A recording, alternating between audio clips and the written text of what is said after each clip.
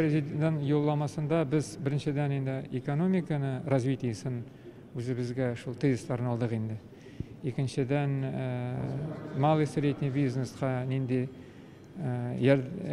шартлар тудырганнарны менә шуны ничек бүген инде үзгәртергә, районнарда бергә эшләргә. Без алга барырга тиеш. Без экономиканы күтәрергә тиеш.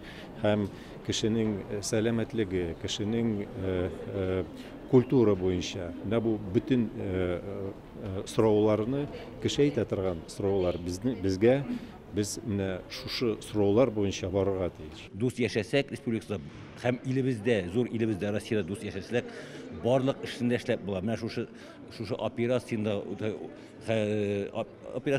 Украинада операцияны анда да җиңеп чыгып була. Шуның өчен безгә бердәм булырга кирәк. Шуның өчен шуның белән ул башлады. Президент юлламасы бик түзүк, системный, проблемалар күтәрелгән, юллары күрсәтелгән.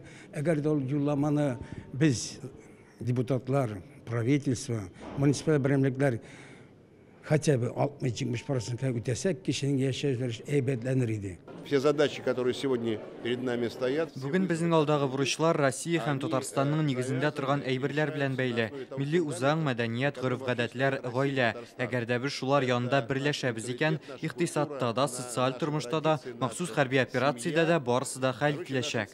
Четко читалась уверенность, которая нужна на сегодняшний день. Президент юлламасында хәзер бигрәк тә кирәк булган әйбер, көчле ышаныч хисе сизелде. Үз-үзеңә, тирә-юнеңдәгеләргә ышану. Көнбатыш илләре керткән санкцияләрдән соң булды, биттек дип уйлаган кешеләргә бу менә дигән җавап булды.